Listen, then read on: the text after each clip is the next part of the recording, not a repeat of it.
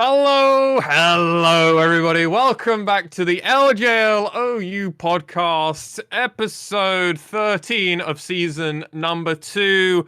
MaskedSwan here with the gleaming Initia1ise. Hello, sir. I don't know if I'm looking the right way. Hello. Wrong way. We're both the other way. Hello, sir. Hello. How are you on this fine afternoon?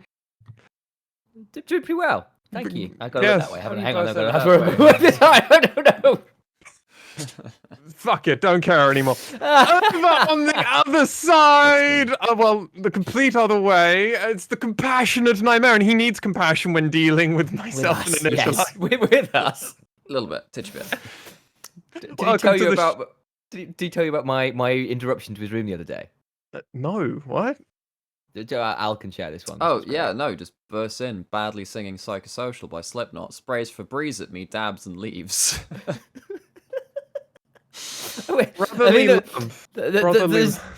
There's an ongoing joke in there, but I'm not going to define it. So you guys just have to deal with that being something that happens occasionally. How are you doing today, Nymaera, as well? Welcome to the show. Slightly less disturbed than I was with that interruption. But doing okay on that front. How are you, Lexi? How are you doing? I'm doing better. I'm actually on the broadcast on the show, so it's good to be back. It was probably the worst time out of every single game, but hey-ho. We're here, and I need to give thanks out to obviously both of you. Initia1ise, obviously, for doing the double hosting and casting role, which we all know is actually a very difficult thing to do, as we've all done it at least once. It's a lot. it can be. And also thanks out to Maple Street, Joshi, and Counterfeit for joining us on the analyst desk and helping us bring a show that we hadn't done before. Patrick really good as well on production did a killer job as well. His dude is amazing. I mean, Reed as well for work on semis and stuff. We were really blessed with our team helping out towards the end of the split, particular. So big shout out for a lot of them. And obviously, like this kind of like finals weekend was a lot of it was the vision of Lexi as well. So I hope we did that justice to your vision, Lexi, as much as you were like hit by sudden illness, which it hurt because we were just sitting like shit. Where's like oh boy. But yeah, hope we did it justice. Yeah, absolutely. You guys did great, especially with a lot of the ideas were all inside my head and noggin half the time, and it was like, wait, what was Lexi gonna do here? Let's figure it out. Make it happen. Yeah, and you guys did a brilliant job. Sadly, I was taken ill, and paramedics were called, but I'm all better now. And it was mostly, I was all good by Monday evening. Tuesday morning, I was mostly all back to myself, and I was active on Twitter, but basically was bedridden for a good 2 days, which... worst time because it was the weekend. So hey ho. But gentlemen, we've been talking about this show and everything we've been doing. Initia1ise, what is this podcast and what are we doing here? This podcast is to celebrate the one and only DFM. That's all we do now. Sounds about right. Because we're here to hype them for their journey to MSI. More than that, it's an LJL podcast in English, which is quite important because there's not all that much English content out for the Japanese league. And right now, we're all DFM stands, hoping for the best in the international world. 100% for that. Anything else I don't care about, even though we're in the group of death. We'll talk about that later for MSI. Nymaera, do we have any association? And also, you can do the stuff for YouTube as well this time. Oh, cool. Right. I mean... So I said, like, stuff for YouTube. What does that mean? But, so do we have any affiliation with Riot and stuff like that? No, we don't, unless they would like to talk to us being kind of English regional experts on the LJL. That'd be great. That's what we're doing really here. We're trying to sell ourselves and say, hey, this team's going to MSI. It's got a lot of storylines that you might not know about. How about you come talk to us? But no, we're doing that completely off our own back. We'd like to not be, but for now, it's just us. Our DMs are always open in case you are interested. We did a lovely tweet out, and a lot of the UK community around us retweeted, shouted out, liked, and did the thing to help us grow. So thank you to all of those. Huge thanks over to Nymaera and that tweet that kind of blew up as well through his retweet as well, which was really cool to see. And congratulations to Nymaera for also getting UEM. That was man, good stuff. Yeah, cheers on that. Basically, European University Esports Tournament, which has a lot of people involved. It's a big thing for me, so if anyone's ever around and wants to check that out, come support me. I know you guys got some stuff going on too, but just in and about the place, Lexi did a lot of hosting for a lot of the UK university scene too, and Sam, you're doing a lot of journalism stuff. So, like, outside the LJL things, we do have other things to support. We do occasionally, just occasionally. Yes, only sometimes. So I'll start half of this, and Nymaera, you'll try and figure out when to come in, all right? So you can find this audio version of this podcast on all audio streaming platforms. Of course, you can find all of our social medias underneath all of our lovely faces of @MaskedSwan, @Nymaera, and @Initia1ise. And obviously, you can check out the description or the podcast show notes. But if you're on YouTube, you might have a different little bit of story going on. I just don't know what you're trying to throw for me with this. Comment, subscribe. Subscribe. Oh, we started doing this last week. Oh no! They're never gonna give us. They're never gonna like or subscribe to us now. No, this is okay. why. This is why. This whole reason here. I am actually. If you're on the podcast, maybe they can give us a 5-star rating. Maybe they can do that as well on Apple iTunes podcast. I know. That's my We tried. Such a that was the most scuff plug I have ever heard. I'm so sorry, guys. So sorry. He has just gotten a bunch of coursework in. Literally, it's true. He has been super busy. 49 minutes before we started recording, he had a hand in time. So yes. Yeah, not like it's been a busy week or anything. Gentlemen, we are here on our podcast, and we probably should get into the thick of things at some point or another, even though idle chit-chat is something we do incredibly well.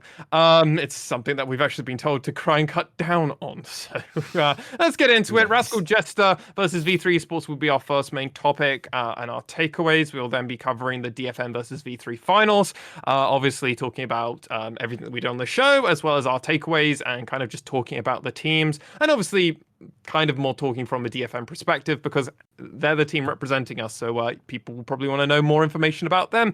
And then to end us out, we'll have a very, very quick overview of the MSI and our group, as we have got a completed group, and our general thoughts and gists on that. But as I said, we won't be going too deep in that because we'll have an episode of that one day in the future, very soon for you all. This is kind of more of a recap episode before we go into anything else, just to get our general thoughts out over there. Gentlemen, our first topic is Rascal Jester facing off against V3 Esports. And, well, the wheels started to come off for Rascal Jester in this series. None of us predict, and I think it's fair for us to start out with our predictions for this series, as more than anything else, we were pretty high on Rascal Jesters coming into this. None of us had predicted V3 Esports to win this. Okay, very quickly getting up the predictions in front of me right here, right this second. We had both of you, Nymaera and Initia1ise, you went 3-1 for Rascal Jester V3, and I actually went for the full 5 games of Rascal Jester being taken there, but never in our wildest dreams did we think V3 Esports would win this, and in a 3-0 fashion.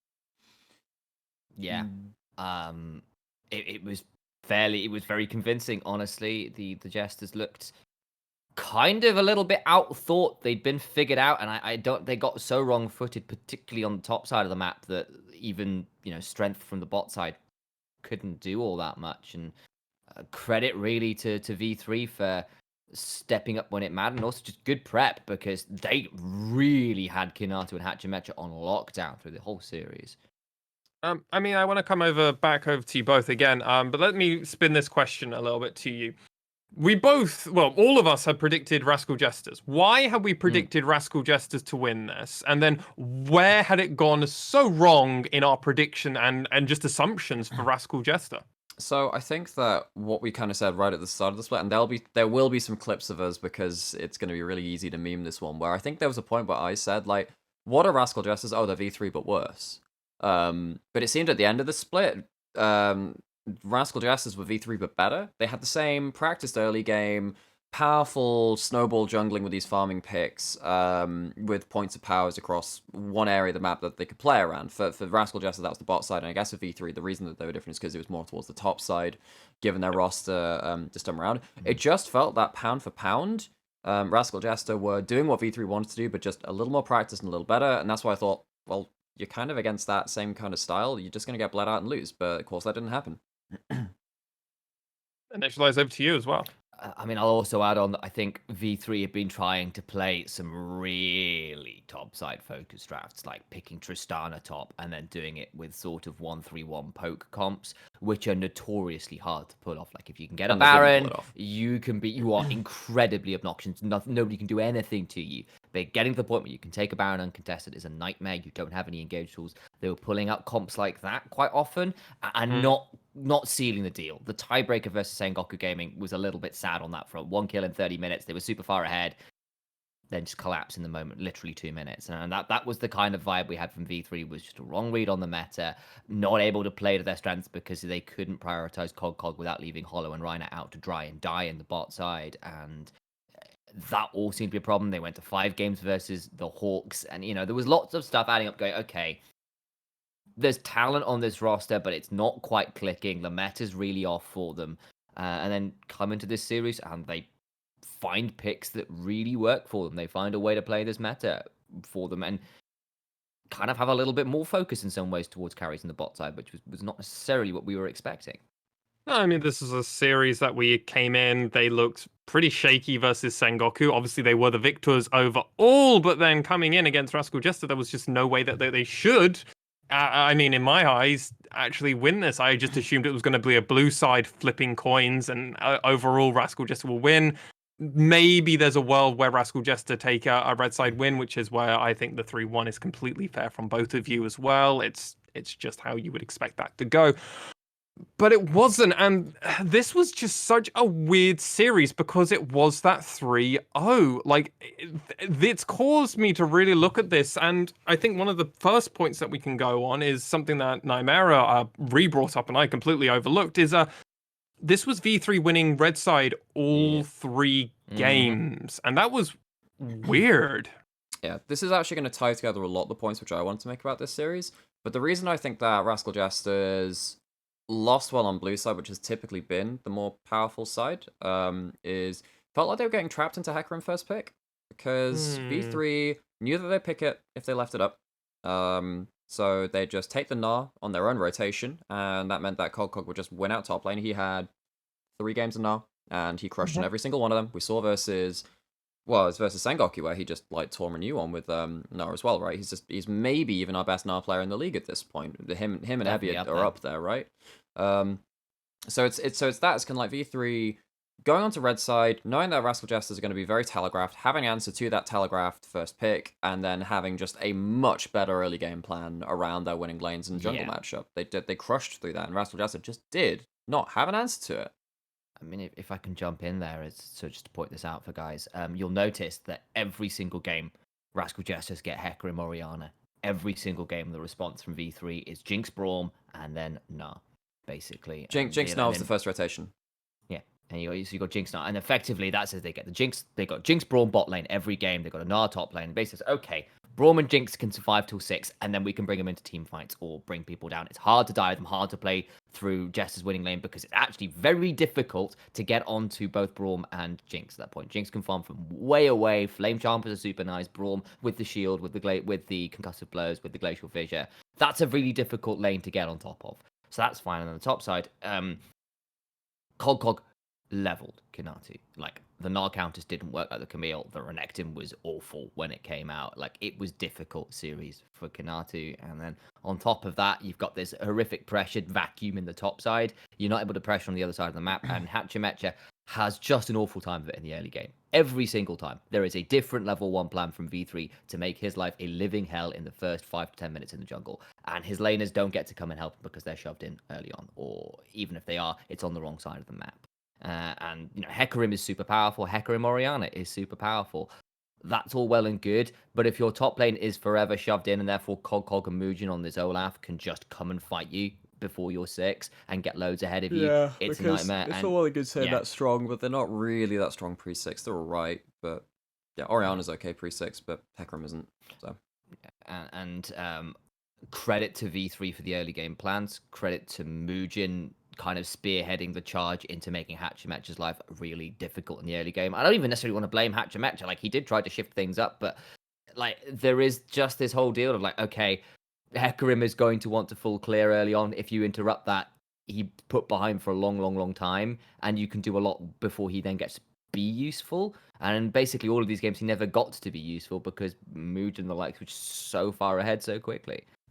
I mean, I think something that's really important to note about these drafts from V3 is that obviously game one, between these three games, as we've already identified, Gnar, Jinx, and Braum is played for every game for V3. Mm-hmm. In game one, they play Nocturne LeBlanc. Now, I've made my opinions on LeBlanc very clear on other forms of media, but fuck this champion at the moment. She is garbage. But Nocturne's good. I don't mind Nocturne. Pretty good. Well, remember what Perks was saying about LeBlanc? Like he said, legit, it's a crap champion, but because I'm into X player, I can do it because I'm just better than them. You literally said that. Like, it shamed Demonte out of the squad. I liked the Everfrost out of Ace. I thought that was cool. It gave them some ability, and he's good at the champion, but still, not a good champion, I agree. But when it came around to it, I felt like they had well and truly distilled what they wanted to do to an absolute perfect place with their game 2 and game 3 draft. The Nocturne gets banned. We've already got a fill. We already have a replacement slot for that. It was going to be the Olaf almost every single time. It's great versus Hecarim because guess what? If you think they're going to ult into you, you just pop your ult and then you just don't care anymore. You just keep going. And this Seraphine, I've been singing Seraphine's praises since, well, the champion actually started seeing competitive play and actually really showcasing the power of this champion. And Ace just seems very comfortable on this champion, or at least I'm going to say that during the V3 Rascal Jester series. It felt like this was just, they were like, well, I guess if they're going to let us run it back, we'll just run it back again. And well, yeah, I know I noted it was like, Gnar, Jinx, Braum every game for the Jesters. The last 2 games, they got Olaf and Seraphine on top of that. That is priority machines for the top side of the map. Like, Seraphine and Gnar will get shoved in versus first Herald champions. Fight is disgusting. Maybe the strongest, that's maybe like the strongest like first Herald fight comp you can have with that, which means that you're always going to get that, and that's a problem for snowballing things. I think, I'm trying to remember if Herald was taken by... Yeah, I mean, they lost a couple, but anyway, that's the kind of thing where DFM would really just crush people around first Herald with Seraphine. That's a big player of theirs, but I know we had some questions because Seraphine was not really early priority by either of these teams. Well, not by V3 against Sengoku, not in this series either. So they were banning it on blue side, banning it on red side, leaving it through to 4th pick on red side. It wasn't even getting banned in the second round a lot of the time. So we were wondering, okay, are they not going to play it? And they did play, and they did look good on it. So yeah, I mean, Ace did look comfortable on it. His team fighting has always been good. He's one of his strongest points as a team, as a mid laner. But yeah, it's good to see it in that game too, and it did well. But then it means we do have to kind of go down to the bot lane, gentlemen. We've talked about the top side for a lot of this series so far. We need to kind of focus on our direction onto the bot side. Soul and Secret, they were meant to be this bot lane. This was the... If everything else went bad, bot lane was normally how you could save most games. What happened, gentlemen? So, I mean, like, you look through the stats... I think that's a perfect... No. Yeah. That's all you need to do. Because I think that sums it up perfectly. Soul and Secret are actually not only matched, they were beaten in lane by Hollow and by Reiner. And it's rather amusing to me to think that actually Jinx Braum was just the way... They'd solved the way to play against them in a way. And go on, Nymaera, you're shaking your head, but yeah. Yeah, because I think, again, this is all a product of the Hecarim first priority and not adapting to that, right? Because...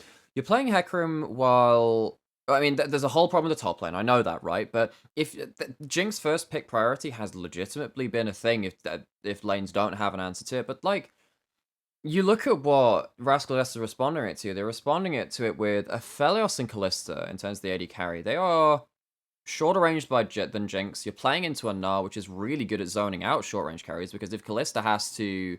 Kalista doesn't necessarily have the luxury of hopping away from a Gnar that, crunches towards them and uses the Stride Breaker and whatever. So you don't have the real chance to escape that. You have to flash outright most of the time. And don't get me wrong, Sol is really good, but on the Aphelios and on the Kalista, it just feels like you are never going to have the range necessary to output the same amount of damage as Hollow on the Jinx. And I think that was a really big issue, because then they also didn't beat it in lane, right? Even when they had... I mean, I think the Kalista set game was... I'm trying to remember if they did better in lane in that one, but I'm not even sure they yeah. But it was kind of equal. Yeah, like, again, they were doing fine. Like Sol put out good damage numbers throughout the series. He was still doing fine. But the problem is fine wasn't enough when the rest of the map is collapsing.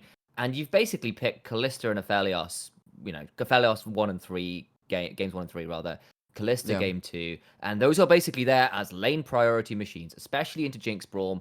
That's a relatively defensive lane, right? That's the idea is there. It's early on, you play through the top lane priority with the Olaf and the Gnar and the Seraphine for 2 out of those games. And then eventually you hit team fights where these guys get to come online. And the thing is, you can't really deny the Jinx much in that lane.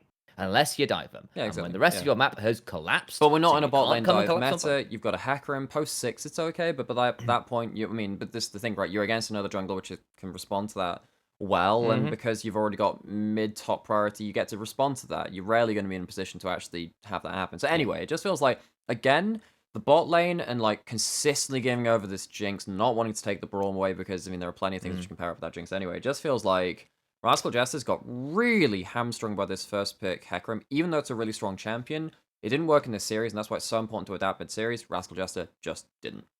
Yeah. Not to put too much of blame on people, because, actually, it's one series, it sucks. V3 had a read on you. But, I think it also showed a little bit of Kanatu being a bit of a rookie, unfortunately. Like, Cog manhandled in this series, which is unfortunate. It's a tough one. It's your semi-finals. You're already feeling a bit nervous after a lost series to DFM. All of that comes in. Then Cog comes in on the Gnar, and everything just doesn't work. Nothing goes. Well, I think Cog's Gnar is just really good. Yeah, it is, exactly. It's really strong as well. I wouldn't put anyone up against Cog's Gnar and expect them to win out. Well, I mean, he was destroying, everyone really. Yeah, exactly. So, I mean, you're giving this guy his best champion, realistically. Yeah, Paz got destroyed on Jace against his Gnar, which is not meant That's not how that works. That's not in lane. Paz's fault more than... We've all seen that Baron clip. We've all seen the Baron. Like, this guy is legit on it. And, like, the thing is, that helps too. Right? I think, so Kanatu has a horrible time at the top side, and everything else kind of collapsed down from there, because Hatchamachi gets punished by those guys roaming in.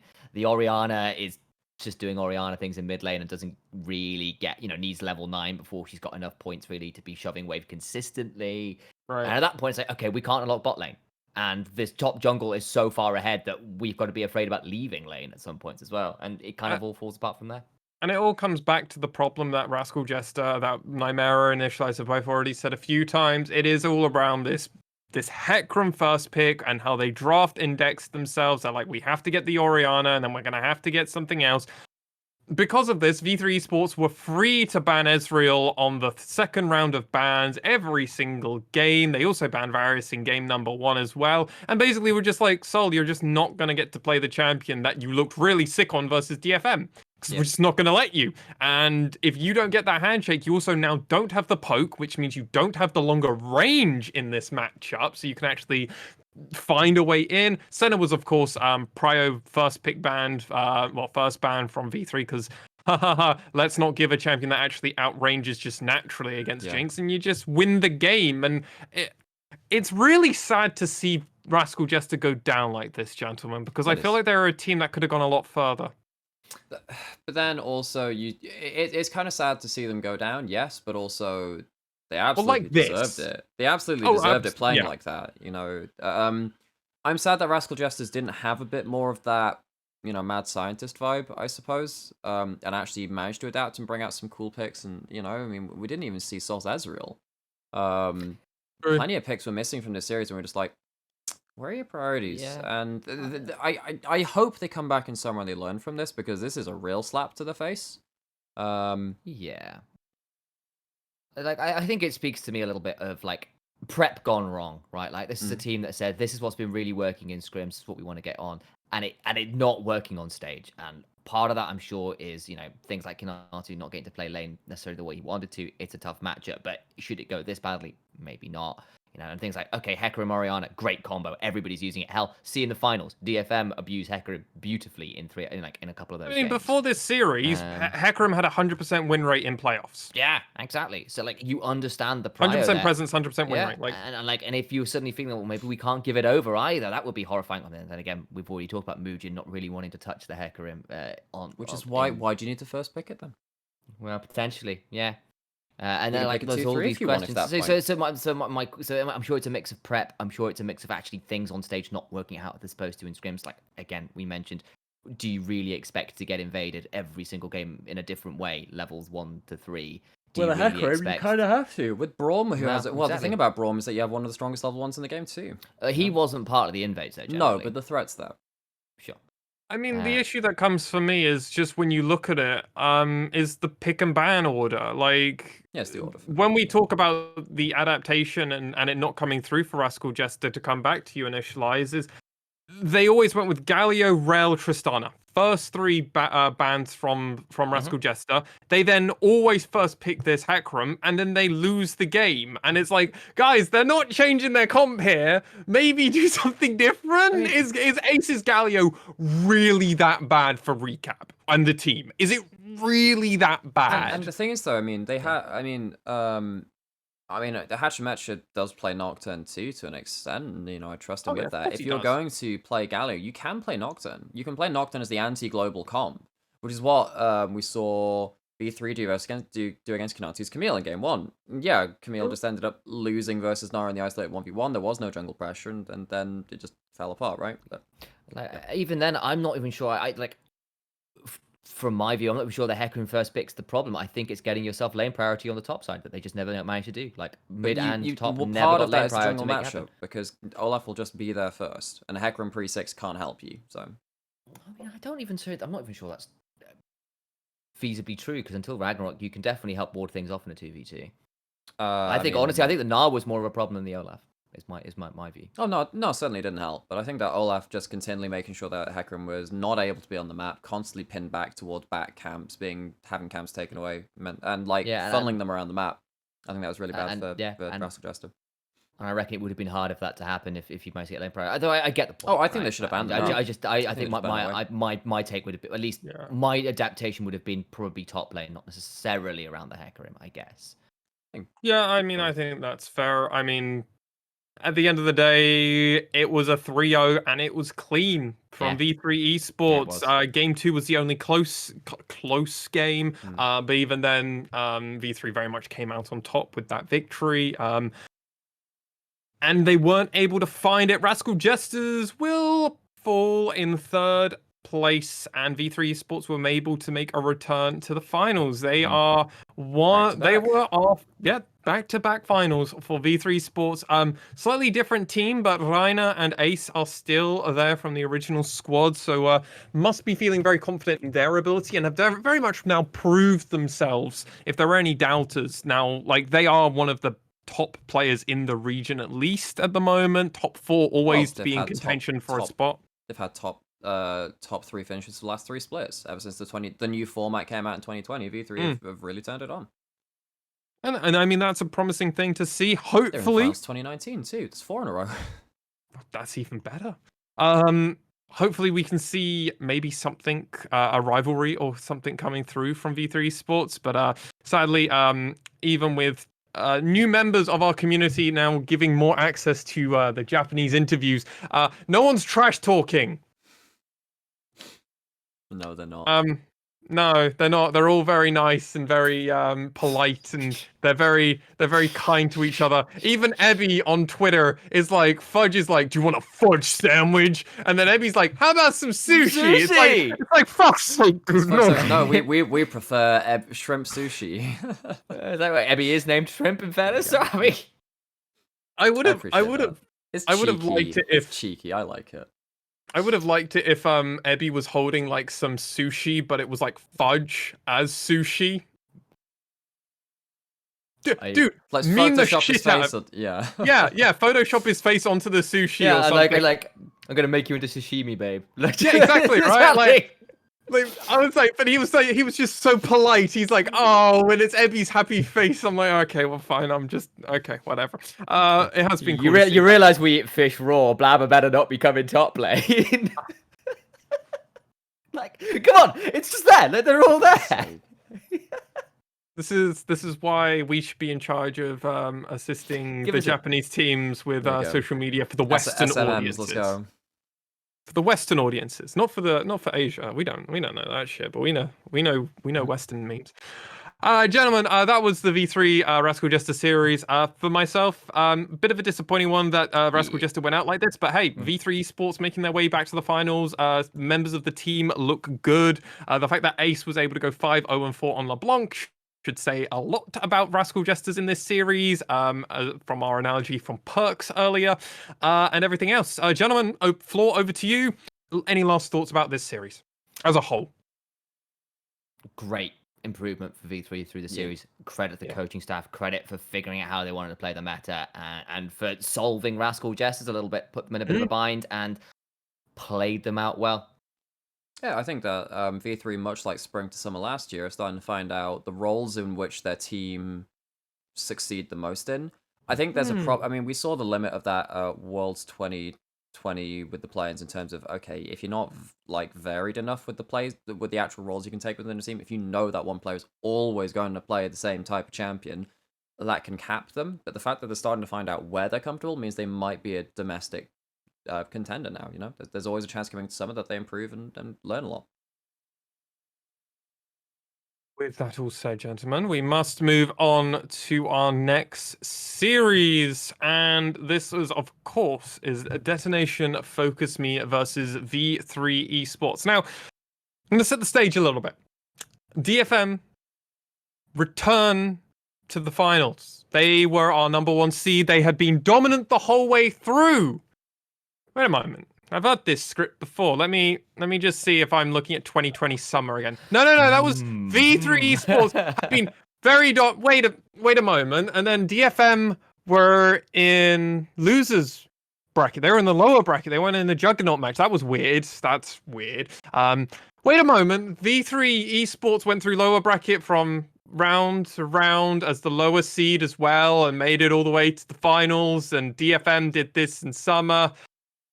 Well, it almost went the exact same way. We didn't get 5 games, sadly, unlike summer, but we got our 4 games, and DFM, well, like V3 in summer, were victorious. However, now that I've set the stage there, the first 2 games were a lot of fun to watch.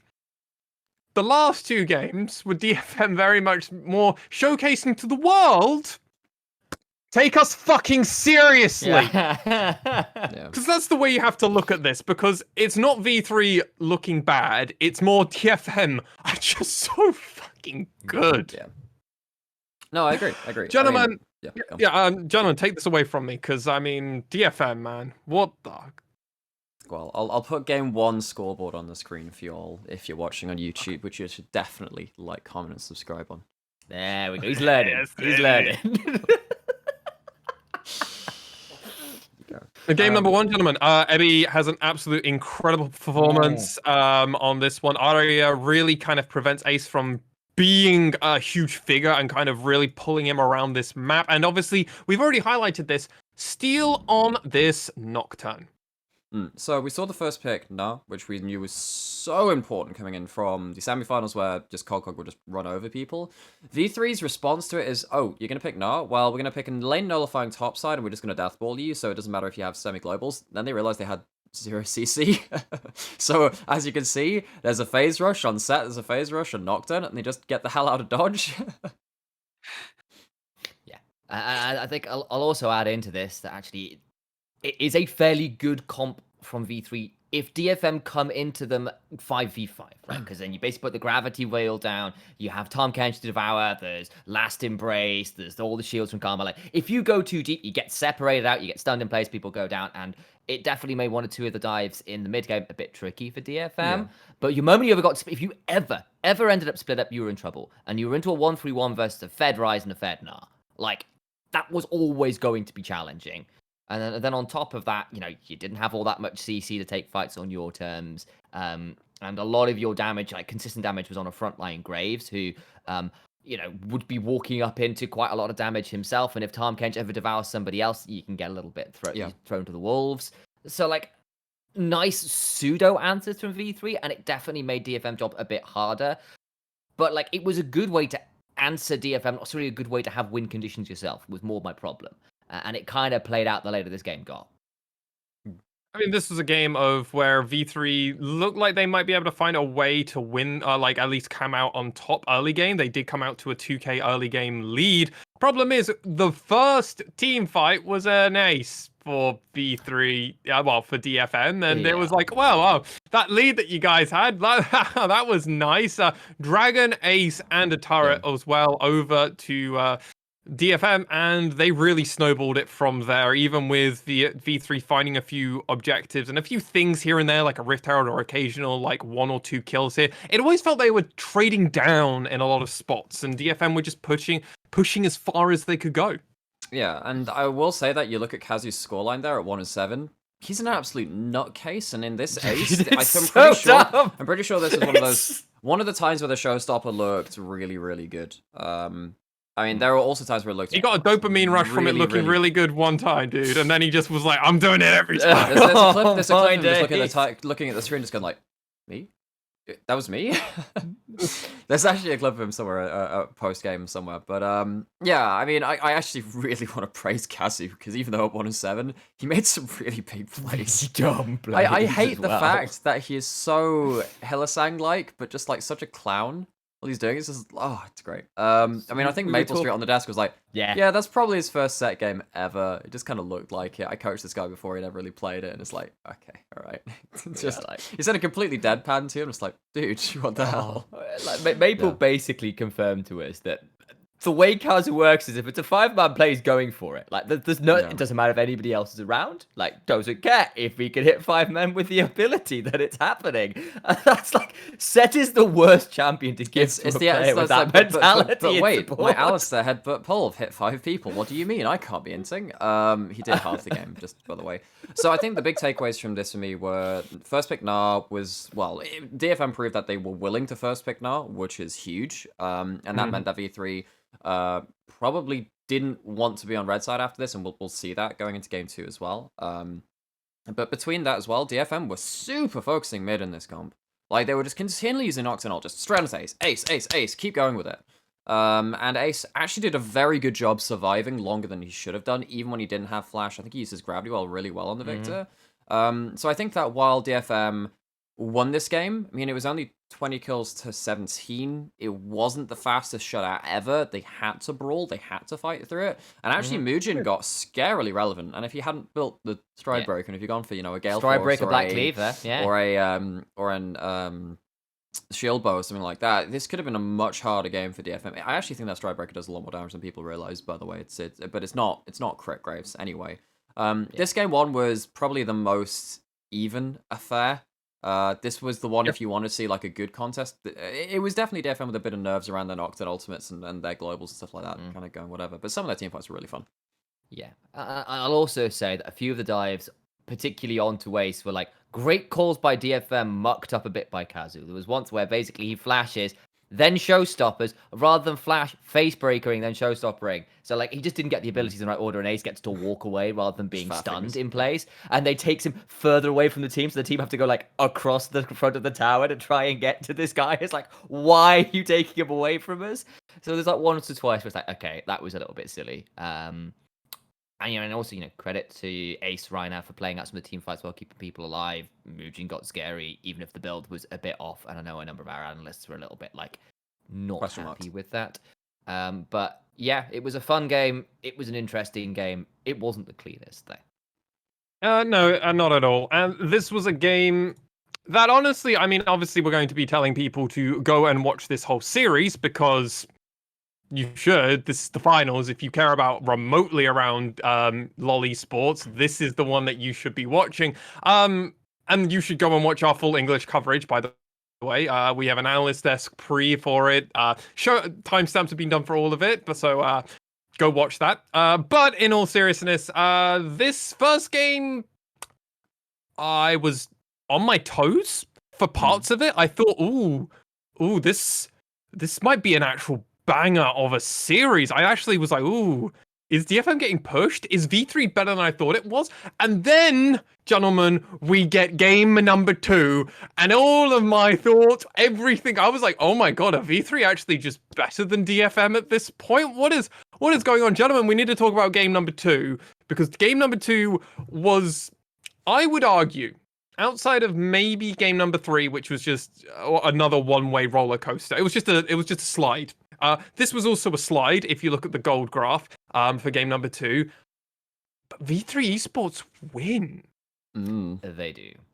So I'll take like a couple moments here because I think Al's probably got some more analysis on here. But basically, I'll do the easy play-by-play bit and like, the bits and I'll let Al, because I think he's probably got something a bit more in depth to say than I do. But basically, the two things that made this game effectively are well, 3 if you talk about pick and ban, but I'll leave that to you guys because you're more interested in that right now. But first thing is, once again, Muujin pulls off his early gank bot. He did this on Nocturne, the series before versus Rascal Jester that screwed Rascal Jester's bot lane over the first game, where he just skipped a whole quadrant of his jungle to turn up bot early. Same thing happens sort of in the first game versus DFM, where they get a kill first blood down bot side, again by doing something pretty similar, and again here, where Muujin just skips out into early camps while Steel is going for a full clear, and he gets to go bot side, get an early kill onto Kazu after they got a really good early shove on, and it looks really good. They got some great trades, need to get a kill, and they continue to shove up, and Olaf has the easiest counter gank easiest gank of his life. Then the one after that is the most ridiculous chase onto a Twisted Fate I have ever seen. Ace in the mid lane is getting ganked. He gets to run through the entire quadrant of DFM's jungle. Takes 3 blast cones. 1 by the red buff, 1 back over the Baron Biff, gets into his own jungle, and then blast cones over to his tower.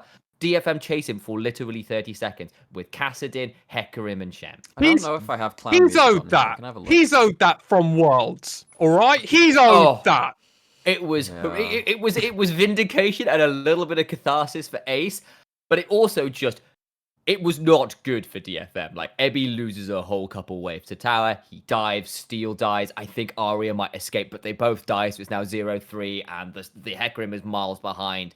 Ebby then goes top lane, dies again really shortly after, so he loses another 2 waves, at which point your scaling teamfight comp never gets to scale, never gets to teamfight. You lose first tower. Cog and Muujin are spherically ahead, and it's all off chasing a bloody Twisted Fate for 30 seconds. No, but this has been set up like so many minutes in advance. The game is already at a dire point because Ebby gets killed very early on the Shen into Gnar, has to get back to lane, is being zoned off of everything.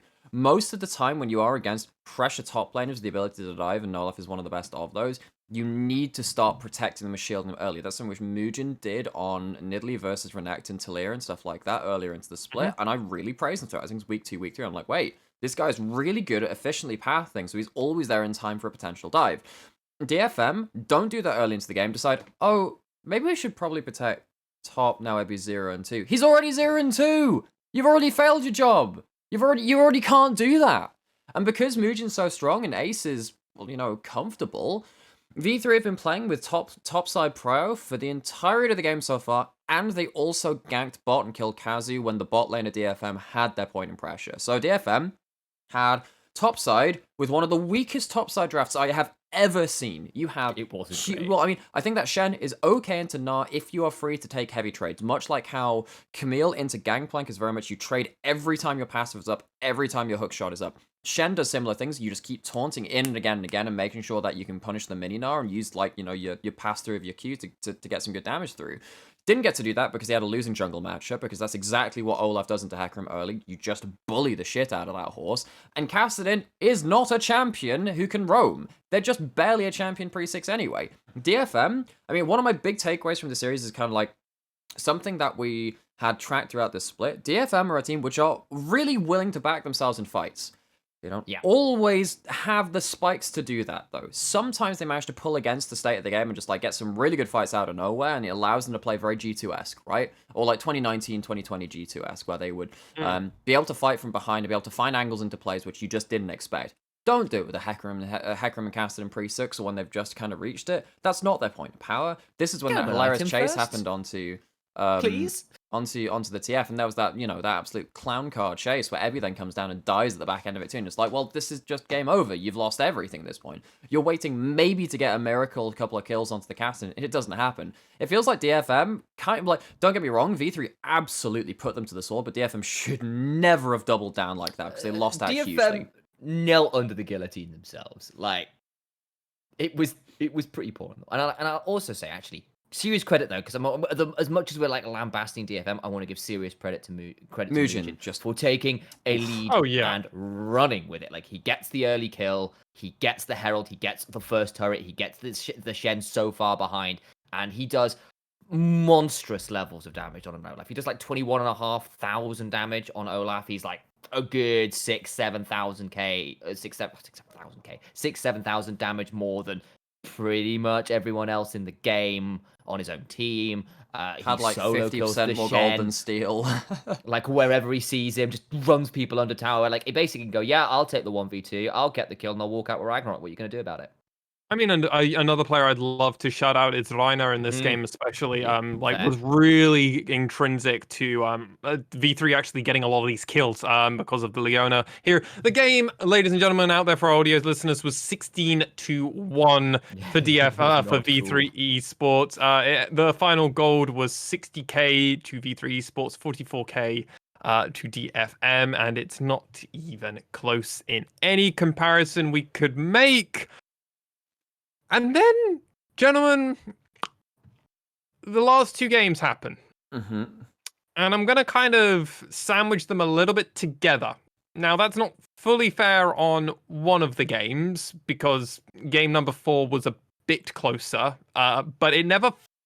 You know how the reason that we're experts on this region is because not only because just from a stats point of view, but we can also tell from a feeling. You can watch one of these games and we know how it feels. Game 4 felt like there was no chance for V3. I didn't think V3 were going to win this game, and it was a 26-minute game where DFM's won. Yeah, the gold graphs was a bit of a roller coaster, but it felt like this was DFM's game to win, and it was on red side, and it just everything was coming together. Udapon got Ezreal, and game number 3, well, Arya just kind of showcased why you fucking can't ban this guy out, because he'll play Syndra. He'll play a different champion every single game, and will win in a best of 5 series. Like, how many players can really do that? Well, the players that are going to be in his MSI group. So, unlucky, Arya. Yeah. Low roll the fuck out of that, baby. Fuck. Clutch people in game 4s. Who am I afraid of?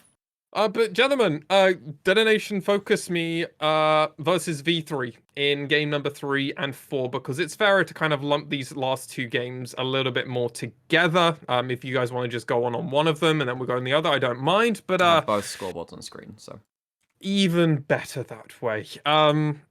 What do you think of DFM in in these last two games of the series? I think that they didn't give Cog Nah. I think that they, outside of that, it meant that DFM weren't dealing with an absolutely anemic, bleeding out top side, and Arya had pressure mids. Like, I don't think that Syndra is a great pick right now, but V3 didn't pick themselves like a Sion or a Cho'Gath or something that can actually build decent amounts of magic resist. They can build HP stackers, yeah, but Arya just showed that if you give him lane dominant champions, he's gonna dominate lane, and particularly in this third game, which I think it was not as close. Let me think. Which one was actually the closest one of these two? Because the fourth game, the fourth game was the Seraphine game. Depends how you're looking at it, actually. Yeah, it depends how you're looking at it, because actually the early game was really interesting from V3. There was a 2v2 which evolved into a mass amount of teleports going bot side. And then Arya gets a kill, and then suddenly the Syndra is ahead of the curve. I don't think Syndra is a great champion right now, unless you're ahead. And at that point, you look at all these members on, so that's the left-hand scoreboard for these you watching YouTube and stuff. So that was, you've got Volibear, doesn't really build enough tank stats, does go for the chem tank, yeah, but he's the problem with Volibear is that he just falls off as a tank. He doesn't have a soul furnace like Sion, doesn't have huge amounts of regen, can't really survive the first burst of the fight at that point. Olaf doesn't have the gold income to do similar things, and you've got the Tahm Kench was in a similar state because you're building. He goes for a Medjay's, he has a Liandry's, he's got lots of damage to stack up. Once he's ahead of the curve, suddenly the front line is just not safe enough, and in that game, that's when we saw Tahm Kench has a real issue when you have to bail out your front line. That's what happened this game. They just couldn't stand and fight. The back lines just got shredded. Yeah, I do. So, I mean, to add on to the Syndra point, basically, this is Aria pulling what our analyst there, Joshi, Counterfeit Maple, shout out, dubbed the Aria being a baller move, which is, things have got a little bit wrong in game 2. You throw the gauntlet down and you go, pick that up. Dare ya. And the Syndra eviscerated this game. And part of it is, honestly, also, I want to give a little bit of a shout out to Steel and the DFM planning crew here as well. Because this is what I'm talking about, why in some ways I didn't think the Hecarim was as much of an issue with Rascal Jester as this was a great adaptation from Steel. He skips camps. He does not go for the full clear on the Hecarim and gets to bot lane before Muujin does for the first time in 5 games straight for Muujin. Like, he has done it basically all the other ones, and he gets there before the Olaf does. They call in the teleports first, and because the Hecarim is there before the Olaf, and before, honestly, but like, Olaf can start getting in and doing damage, they get the advantage in the bot side and they get out with the kill and burn a lot more summoners from V3 than vice versa. It puts Ebby in a bit of a difficult spot, that bot lane, because the Gragas has to teleport away from lane when it's a good place for Cog on the Volibear. But the reverse is true for Ace, who is shoved way on a tower and loses 2 waves. And it's a bad space for him. And then Arya gets first blood and forever after makes that a really, really nasty. The problem is, the Volibear isn't a win condition. The Syndra sure as hell was. And it kind of snowballed from there. Not a lot more to say on that one, really, but credit to DFM for basically adapting to what Muujin's been doing for the last 5 games straight and making him, actually punishing him for it for once. It was a little unfortunate, really, for DFM only getting 1 kill there. They probably are actually really hoping to at least pick up 2 kills there to actually make it more worth their while. Sorry? Kazu lived, though. That was a big thing, because V3 committed a lot to, and for them to come up with something was good. Yep, 5 men from DFM in bot at level 2, 3 minutes in. I mean, we don't see that a lot from other places of play, and like DFM are at least still willing to just go, screw it, we're just gonna all of us go here and we're gonna try this, and it really messed up Muujin, and I really think that's a great way of setting this up because Muujin felt off the moment after that had happened. The rest of this game, he was just like, he just isn't where he's meant to be. He hasn't got the power spike that you're expecting from him. And yes, he is able to secure the first few dragons. That's really great. What do DFM care about? They want to care about the top side. They want those Rift Heralds, and then they just push the momentum further and further. And it just felt V3 had nothing to show for it. They felt like they were so far behind. And I wasn't surprised when I looked at the scoreboard and I was like, oh, just before a huge team fight, I was like, oh, yeah, DFM are just like almost 4K ahead. That makes sense at 18 minutes in. Yeah, sure, why not? They're brutalizing lane. And the thing is, I get that getting early dragons is good, but something which is increasingly becoming more important, and I wonder if we'll see this more at MSI, is that taking dragon when you have a power farming jungler sets you behind in tempo. And while you do get some experience in gold from taking the cat from that, you know that they're on that part of the map. It makes you very telegraphed for the next minute or two. It allows camp steals to come off, and it also isolates stuff like mid lane for just like a solid 30 seconds to 30-40 seconds. And Ari was using that to like drop ults on Ace very close to get solo kills, and Ace was out of lane like an extra 2-3 times without teleport, without teleport too. So much for it. Honestly, Ace was lucky to not be 0-3 early into the game, because he did get behind. I mean, this is one of the problems with Victor against outrange matchups. In the current meta, it's been okay because Syndra's not been massively important, and then also Zoe can get out traded in the early parts of the lane before landing a bubble means instant death and stuff like that. So in that but then because Syndra got ahead of the curve, it became really dangerous for like the full one-shot combos, and then it's just like, this game really felt like Aria taking it over themselves and very CGA-esque from 2020. And yeah, it feels good to actually have a team behind them for once. Because this was Utapon, stellar in every single game, actually. I think Utapon is again, very good. He's just really, really good. Really consistent. I know we didn't talk about him too much in the earlier games, but that's because, like, even in that game 2 when shit was falling apart, Initia1ise just chugging along, looking for those opportunities. It didn't happen, but they were looking for it. I think those two had a very consistent first 3 games. I mean, that's a fair point, right? Initia1ise might have been quiet on this Tristana, but being quiet doesn't mean you're bad. It just means things were somewhat out of your control. They're on the Kaiser in game 3. The Kaiser game 3, yeah, absolutely, where he was just absolutely dominating this game. He was. There are countless moments where it's like, oh, maybe Ace and maybe Muujin's gonna get away. Oh no, Predator in, and he's dead, and he's dead. Oh no, that's a double kill. Okay, well, yeah. Sorry, I forgot the Trist was game 2. My bad. Ignore me. That's right. It's all right. I was backing up your point, mate. Don't worry. Good host. And that's just how it ultimately ended up. I mean, Hollow was on the center, and I was expecting pretty big things, as this had been one of the champions that he just wasn't able to play throughout that first series, because he was like, we can't give this over to Soul, which is kind of fair enough, honestly, more than anything else. But Senna had been seen to be a huge priority, especially if you had watched NA. Senna had been doing some pretty dirty things for Tactical. It may be his only good game of that whole weekend. But if you ask my girlfriend, who would actually, I will back up and defend on that point, because it was the funnest game. But anyway, it was disappointing, really. V3 Esports looked rather impotent in this third game. And for game number 4, I'm going to say one thing that's a little bit controversial here. I watched this game back a few times because I really wanted to be sure on this statement. I know why Cho'Gath was picked. I understand the philosophy. I understand the reasons. I understand the matchup, and I understand the health percentage, and I understand the ultimate and everything else. Ebby isn't good at Cho'Gath.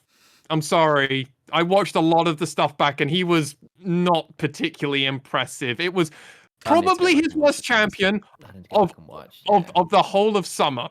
But this is Ebby, who, like, what is his worst champion really? What would you say his worst champion of this spring? Summer Wukong was It got better. It did, but initial Ebby Wukong was not good. Okay, his Wukong was better than this Cho'Gath. But yeah, I mean, this was the only thing. Outside of that, that's the only bad thing I have to say about this. DFM played fucking amazingly in this last game. It was a 20-minute game. Like, what else? Yeah, so I mean, I think that the big thing for me is that it shows once again, when DFM have Seraphine, they crush you if you go for Herald. You cannot fight around that 8 to 10 minute mark. Seraphine is just way too strong.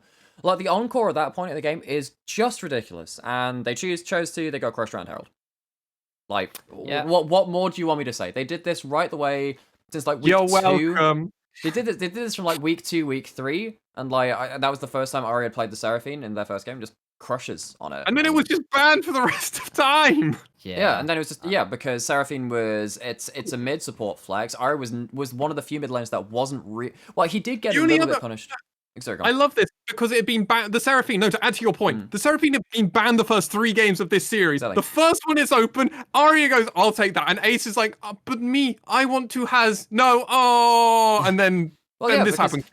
Because V3 didn't choose to first pick it. And this is the thing, right? We said that, Ace looked good on the Seraphine in that one game versus Rascal Jester, but they don't play it on blue side. They ban it most of the time on blue side. They let it slip through onto red side. Heck, was this another one where it went through to like I think this was a stupid.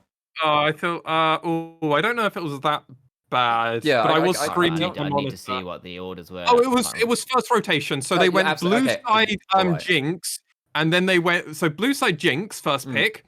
For V3, but don't know if I'd like that one hugely. And then it was Seraphine Hecarim, and it's like, well, yeah. So there's like I said on broadcast, there's a guy called Coach Nelson who works. I'm trying to remember which region he works in right now, but anyway, well respected, and I follow a lot of his Twitter content and stuff. Is that one of the reasons he thinks that Karma? Well, he says Karma is strong when you have a carry with consistent DPS and the enemy doesn't have an enchanter, because you just have that extra kind of factor to play around. Seraphine is a very similar archetype, where if the enemy doesn't have an enchanter, you get to elongate the fights, and it doesn't matter if they have another consistent damage source. You just win out by having the enchanter no enchanter thing. There's similar kind of theories about, well, Nocturne makes it very hard for their consistent damage source to continually stand and fight, so you can win just by kind of like denying them their same ability to do damage.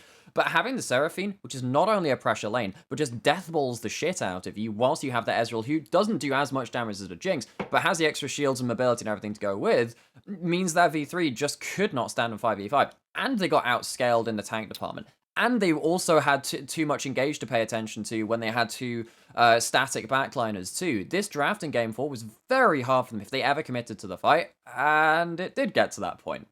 Yeah. I mean, I'll also add on that Seraphine is strong in and of herself, but she also has ridiculously strong synergies with other high priority meta picks. Specifically Hecarim. Ask Maple Street about what he thinks about Seraphine Hecarim. You'll be there for a while, and you'll suddenly feel a lot more afraid of the combo. Specifically in that Shen has disappeared from the meta in some ways because Seraphine does his job better. You get shield on a much quicker rotation, and Encore is a much easier ability to hit than taunt over multiple people. You speed Shen up with your W, you press R over the top of him as he goes in, fear plus charm, and everybody dies. All of the chem tank junglers. Ridiculous. All of the chem tank junglers work really well as a way to extend the range of Encore, which resets the range as you fire it through them. They pin someone in place, they get Encored in place again, they get extra shields, extra move speed. It's just nuts. And also, it's unfortunately this last game was a bit of a return of earlier season Reiner, who was going a little too deep without help and got punished. They died for first blood because he went in, and basically because of where Zenith Blade puts you, namely just behind the enemy champion, and Jinx was a little too close. Kazu had the easiest face breaker at level 2 of his life. And then because I remember this because Youthborn had Essence Flux, and he lands it, he weaves it onto Hollow, it doesn't land onto Reiner. And they just turn. One of the key things about 2v2s is that when a fight breaks out, you always want damage onto the AD carry, not the support, because supports tend to have aftershock, tend to have more ways to be stanky. You just killed it. You kill the damage source, right? At level 1, it's a little bit different, because particularly when you're against Xayah or Khan, actually both of them do significant damage as they start W and stuff like that. But what Youthborn does, he lands the W just as like Leona's flying past, but lands it onto the Jinx instead, immediately eases forward, and then just takes them down. And it's like, oh shit. It's not very good. And from that point on, like, yes, Hollow does a decent job coming back into the game, especially because, you are playing versus the TF and the Leona and the Olaf. Like, there is always a world where you get dived as the Ezreal, so you have to play a little bit to get the safe. But the point is, you've got a couple, you get the kill early on there, Seraphine and Hecarim get ahead, and yes, there is a decent amount of gold that goes towards V3 because throughout the game, they managed to play the side lanes pretty well. There's a decent pick onto Ebby when he's wandering through his jungle a little bit blasé and gets picked off. So, credit to V3 for playing from behind, playing the map well. But the problem was they were never, ever, ever going to be able to group up and fight unless Jinx got way, way, way more items because it was going to be so hard for her to stay alive. So hard versus how much gold came in, particularly onto Seraphine early, who empowers absolutely everybody else to make their lives hell. And yeah, Ebby, I can't comment too much on the Cho'Gath play in lane and stuff. But, when he gets to teleport and play the map well as a top player, not necessarily as a Cho'Gath player, teleport behind and get a good rupture onto 3 people, and then there's an Encore, and then there's an Onslaught of Shadows, and then Ezreal comes through with the no one particularly enjoys getting hit by Cho'Gath Q in that game. So, and so actually, there's just so many ways to punish the Jinx, who's the only real source of damage, especially because Ace is going, Essence, it's... You go Everfrost, Rapid Fire, maybe with the Lichbane later on. That's not the most damage, really. Especially not into a sec. What happened in this one, too, is that V3 fell into that, discovered too late that they couldn't 5v5 and then tried to split the map, and the game was just kind of over by that point. The LJL has been really bad at identifying traditionally when they should be splitting the map. In fact, Sengoku playing the Camille comps they were doing back in Super Week is probably the closest we got to, an innovation on that style within the LJL. They just like 5v5 and fighting around objectives. They don't necessarily like splitting the map. I think that might hamstring them internationally, but I mean, DFM hopefully learn from it. Yeah, I would definitely agree. I think teams aren't aware when they need to split, when they need to group, and kind of playing around 3-1-3 or 1-3-1 or 4-1 or whatever. Not transitioning enough. Extra 2 players to 3-1-3. We'll figure it out one day where we can sneak an extra coach on. Like maybe when Kazu, when he has to go back into the back room, he can just sneak onto the rift somehow. We'll figure out. But as it is, Detonation Focus Me won this series 3-1, gentlemen, and well, They're going to MSI. Did we ever expect, like, I mean, I never expected, was there ever a world where V3 win this one and we're like, wow, this thing's great, like, we're hyped for V3 going. We wanted DFM to be the team to go, and outside of our biasty that we try not to show on broadcast, as just people, I mean, if anyone but DFM went for me, I was going to be really disappointed because I don't actually think anybody else would perform well. I was going to be quite distressed for Worlds, actually, because my whole thing about this group and the narrative I've got going, and I'll put the groups up on stream screen as well. Sure. So that's the MSI group. So Group C, we have Damwon Kia, C9, Infinity from the LLA, and then also DFM. So DFM get to play against some really good international competition. They get like some actual, they get like their fresh blood of Aria playing against really good players, potentially getting shit on, but that's okay because coming to Worlds, they need that experience. You can't have V3 at play-ins last year where they had, you know, Reiner, Boogie, Archer, well, and a whole load of players being their first time at Worlds, first time internationally for a lot of them too. And falling apart. So I think that if anyone else but DFM had gone, I would have been quite distressed because I'm saying like, crap, if DFM wins Summer, and it's likely that they are, Aria might just have that bad experience at Worlds instead of MSI. Mm-hmm. Yeah. And also, like, the thing about MSI this time out is you do get to go straight into a group with really high tier opponents. It's not like in Worlds where you have to play in the kiddie pool before you get to go, and you got to earn your 25 meter badge or whatever it is before you can spoon without the armbands with the big boys, right? And like, that's the deal, right, with play-ins a little bit. Like, the MSI, you just get to play against better people earlier on. Like, you do get to play against Cloud9 with Perks and Blabber. You do get to play against Damwon Gaming, the reigning world champions. Effectively, Aria's competition, I tweeted this out basically the moment the group's got confirmed, is, you know, Aria's competition at MSI is the reigning MSI champion and the reigning world championship. World champion, right? Like, that is a hell of a mid-lane group. I mean, looking at that, looking towards it, obviously we wanted DFM to win. It seems like everyone, obviously Nymaera, you want this whole idea of DFM win back-to-back spring and summer. Yeah.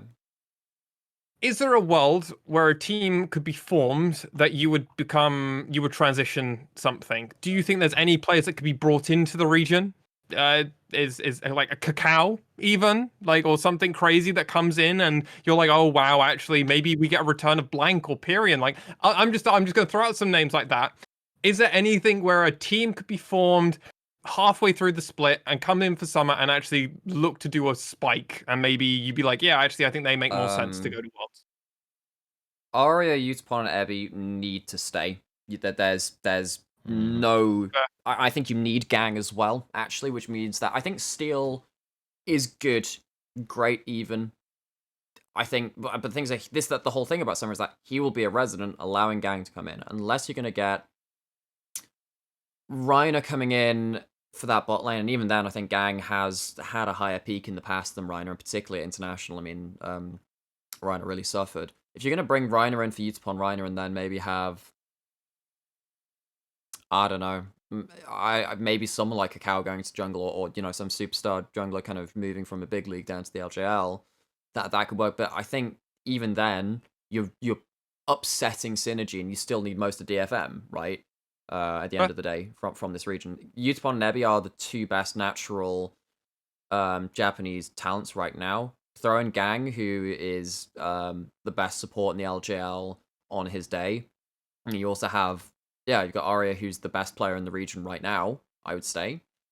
I don't think you can have a better team than DFM. As soon as play-ins ended, I was just saying, like, right, okay, Aria needs to move to DFM. That's the way we have a potential shot at international success. They are good enough at lane. They do have the skirmishing and team fighting prowess. They do have some arrogance they need to overcome in terms of their draft phase. They need to come in with good prep, and that's why I think MSI getting slapped around, as long as they stick together for Worlds, which I assume they will do, that's a huge learning experience for them. In a lot of ways, I want DFM to find their flaws in this tournament, get slapped about, and come back for Summer stronger. Because you're not taking games off of Damwon. Not ever realistically. Not easily. I mean, like, the only way have to be Damwon showing their own arrogance, right? Like that's the world. And DFM would be like, oh, look, we did that, but we're not going to do it. I think this is also very strong early game plans that snowball things before. This is also a really crucial learning experience for Steel versus Canyon and versus Blabber.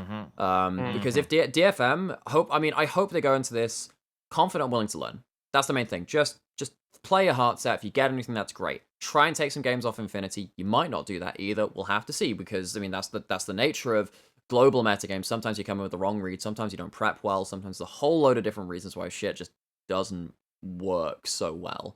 I think that so this is why, again, like, if any of you do have contacts for people who are making content about MSI, who are ping casters or whatever, on Twitter, on Facebook, or wherever, there are a lot of storylines which are not necessarily apparent to DFM, because you could just say in this one, oh, DFM, there's another crap LJL team, they're not really going to do much. But the point for me is that it's not about doing well at this tournament. It's about, as soon as play-ins ended last year, we were saying, okay, DFM need to blood themselves internationally, come back to play-ins. MSI might be a throw, but they need to get that experience. Quote Degon, it's the same guys again, it's Siros, and I'm literally watching the podcast he was on. I'm like, I was watching FaceCheck. I'm like, what? No, Siros played like a game. It's not him. It's not. That's the whole thing. Not this guy. And this is the whole thing. And don't get me wrong, the LJL has not merited that kind of attention. I don't blame him for thinking that. Obviously, us looking at it's like, oh god, they don't know. But of course they wouldn't, because the LJL has done shit all for so long. This is the team that could know. I will say maybe a quick look at Gamepedia rosters, might have saved you some actually look at the roster. Like, I'll put that right out. Scoreboards. The thing is that, like, you have to prep for so many different teams, right? Because, hell, look at last play-ins, right? One of the things that we laughed about and were a little annoyed about is that, Reiner from V3 was pronounced Rainer in the entirety of play-ins, which is not how his name is said. So the guy had fought all year to get to Worlds, and then had his name mispronounced the entire time. And again, don't get me wrong. The LJL hasn't merited much attention, right? But this is why it's like, we can do that work for you. We can tell you this shit. Come contact us, because hopefully, come play-ins this year at Worlds, this is the best LJL team that has ever been formed, unironically. I know that was said, a couple of times about, V3, they're different, they've got a chance. Well, this one, try believers on this one. If this one doesn't make it, we got nothing. No, there's no better LJL team. It's the next generation. You got to hope for a great next generation at that point. That's basically. And we're already maybe seeing some good starts with Kinatu at the moment. We just have to hope that there is a few more Kinatus in each role for the next few years of the LJL, with a few imports coming in. Maybe we can see something. We're not going to go too much further on this topic of MSI, because gentlemen, we're going to be going into a deep dive where we cover each of the matchups, our thoughts, and also just kind of general bit of chit chat around MSI and how we're probably going to do coverage, because we haven't even actually figured out how we're going to we'll see what we're doing. Do that yet. Something will happen. We're just not quite sure at this moment in time. But yeah, MSI is on the horizon, and we will wait and see for that, gentlemen.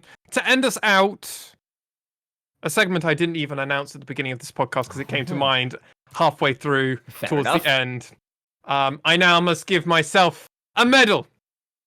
Congratulations, MaskedSwan. Thank you, MaskedSwan. Sir, let me do this. You are the biggest brain. You are the smartest. You predicted more game results than anybody else on the whole LJLOU server. You also beat Initia1ise and Nymaera by over 11 points. That is truly staggering. What do you have any words to say about this? I want to thank the Academy. I'm very pleased with how I predicted the results. I believe my faith of the teams not doing what they should have done helped me greatly, with assuming 3-1s were going to be far more common than they should have been. I want to thank my one of Spike of getting a 3-0 prediction for Sengoku Gaming. I want to thank Sengoku Gaming for that one as well. And ultimately, guys, the host is the best analyst. I just want to say, currently the visuals are so scuffed right now. I have your webcam over both faces of Obama giving the medal, and also in your webcam box. So, for those, please look at this on YouTube, because this is truly the best I could think of on the fly, and it was truly awful. That's horrific. I was just predicting the photo to come there, So, first proper full done that we actually arranged of the predictions. I didn't plan on winning this, ladies and gentlemen. Like, because I set it up, I didn't actually plan to win this. You can check the edit document. It's all on Google Drive. I did this legit. Week by week, yep. I just ended up coming out on top. It's kind of a weird happy coincidence that the guy that pseudo organized it also won, but that's just lady luck for you. And now gentlemen, we have each won once. I've changed the roles on the Discord server. You are currently actually the best analyst ever. It's the only fucking role I can't actually switch because it's a role that you made. So I'm literally held. If I'd chosen not to, I'm not that salty. Nah, I had some I'd come real I live in the other room. I'd come and do it myself. I had some real ints this on the predictions, but it's been really fun. And if you'd like to join our Discord, which is in the show notes. It's on our Twitter. It's on everything. Come join us. Say hi, Flamers, for being, I don't know, bad. Right? Wrong? Apart from Lexi. Apart from Lexi, who got 11 points clear somehow. Yeah. Only 2 points clear of Ishiki, who probably would have stayed 2 points. They did miss the Rascal Jester versus V3 game, but they had mostly sided with us the whole time. Yeah. So I'm gonna go and say they probably would have gone Rascal Jester to some extent and then got no points. So I probably would have just stayed a smidge ahead of them, but it all came down to me getting perfect predictions at the end, like with them, or I wouldn't have even kept the 2 points ahead. So if I'd gone with you guys with the prediction of 3-0, which I thought was probably the smart one for DFM V3, I wouldn't have got it. So there you go. Knowing that DFM would intergame saved me there. And ladies and gentlemen, as Nymaera has already said, get involved. We'll be doing this again for summer, and it's the small chance we'll try and do some form of prize for the community winner that wins to try and also give you all a bit of motivation. Like a Discord role or whatever. We'll think about it. Not Let us know what you want. That is real power. That's real bragging rights. Okay. Get that role. Yeah. But outside of that, ladies and gentlemen, we are now at the end of our podcast. Gentlemen, do you have anything else you'd like to say? Come talk to us about LJL and DFM if you are interested in MSI content, please, because minor regions, sometimes it is hard to catch up with them. That's why we do this for you. That's what we're here for a lot of things. It's entertaining for us, but if you want to know about the LJL, we can tell you about it. We've done it for like a year and a half now. We've done like 500 broadcast hours for it. It's crazy. We've done like 400 or 500 broadcast hours for this. I know, it's pretty dumb, actually. Come talk to us, please. DMs are always open. You can find the LJLOU Discord server, either link down below in the show notes, in the description. You can find it on our Twitter. It's the first box that you come across when you actually go through. It's our pinned tweet there. But for everything else, Initia1ise, have you got anything else you want to close us out with? I think we're pretty much there. All I'm saying is fingers crossed for DFM causing a couple upsets. MSI and Kazu, please learn more than Gragas, Alistair, and Rel with a side. Yeah, set now. Please. Just one or two other champions. He practiced it on stage versus V3. But I really hope that wasn't the case, but I have a sneaking suspicion Maple might be right about that one. But with that all said, you can catch this podcast on all audio streaming platforms. If you haven't found it out there, well, tell us and we'll try and do our best to get it out there, except for SoundCloud. Yeah, that one's coming back.